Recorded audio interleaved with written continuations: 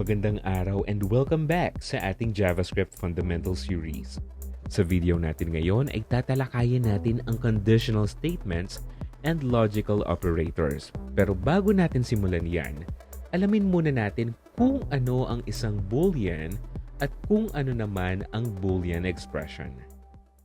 Ang Boolean, insofar as computer programming is concerned, ay isang binary variable na mayroong dalawang possible values.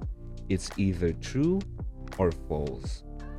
At bilang karagdagang kaalaman, Booleans are named after George Boole, who is an English-born mathematician, philosopher, and logician.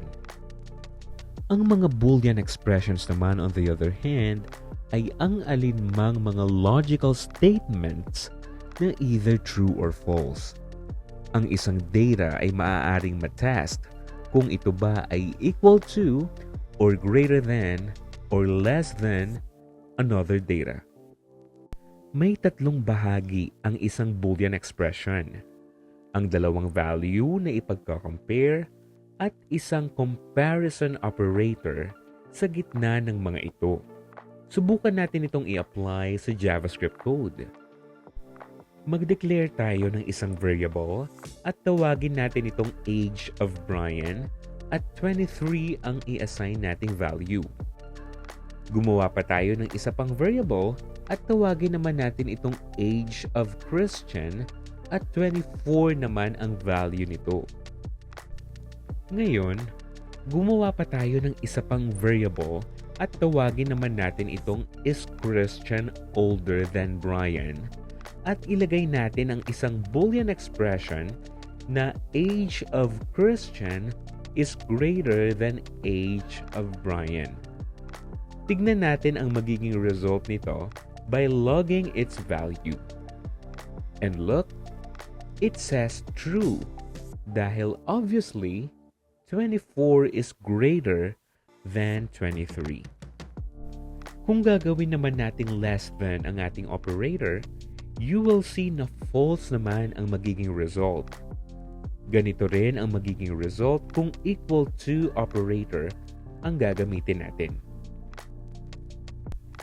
Ang mga operators na nabanggit natin ay tinatawag na mga comparison operators because we are trying to compare two or more data.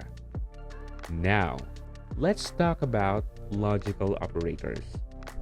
Ang mga logical operators ay ang mga operators na nag-i-evaluate kung ang combination or combinations ng mga Boolean expressions ay either true or false. Sa madaling salita, ginagamit ang mga logical operators upang mag-evaluate ng more than one Boolean or Boolean expressions. Tignan natin ang ating sample. Let's say finally, it's Friday at gusto mong pumunta sa isang club. However, mayroon silang age restriction. Hindi maaaring pumasok ang mga minors or anyone below 18 years of age. At hindi rin pwede ang mga seniors or 60 years old and above. Ngayon, papaano natin yan i-translate into JavaScript code? Subukan natin. Una, mag-declare tayo ng variable na maglalaman ng age at tawagin natin itong myAge. 24 ang ilagay nating value.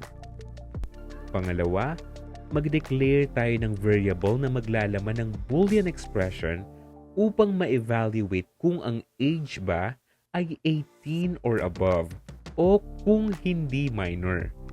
Tawagin natin itong is legal age at ang ating Boolean expression ay myAge is greater than or equal to 18. Pangatlo, mag-declare ulit tayo ng variable na maglalaman naman ng Boolean expression upang ma-evaluate kung ang age naman ay below 60 o kung hindi senior citizen. Tawagin natin itong is not a senior citizen at ang ating Boolean expression ay myAge is less than 60. Pang-apat, alamin na natin kung pasado ba ang age na naset natin sa dalawang age restrictions ng club. Pagsamahin na natin ang dalawang Boolean expressions na dineclare natin using the AND operator. Ang AND operator ay nire-represent ng dalawang ampersand at ginagamit ang operator na ito if we want all conditions or Boolean expressions to be true. Otherwise, it will return a false value. Mag-declare tayo ng variable at tawagin natin itong isAgeValid. Mag-assign tayo ng logical statement gamit yung dalawang Boolean expressions na ginawa natin. Is legal age and is not a senior citizen.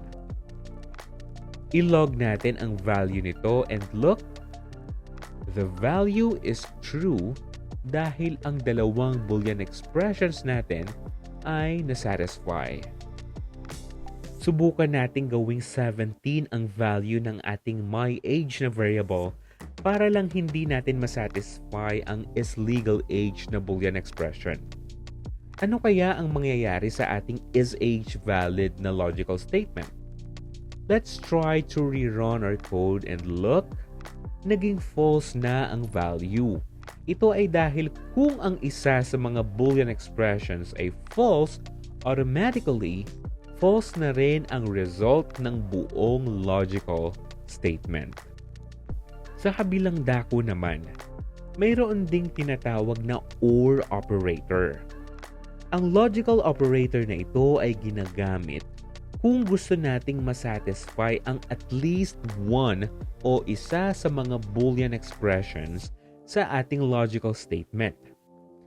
Kung ang isa sa mga Boolean expressions ay naging true, automatically, true na rin ang magiging value ng ating buong logical statement regardless kung ilang Boolean expressions ang maging false or falsy. Tignan natin ang ating sample. Let's say mag-out of town ka kasama ng family mo sa susunod na linggo and luckily, nakahanap kayo ng promo fare sa ABJ Airlines.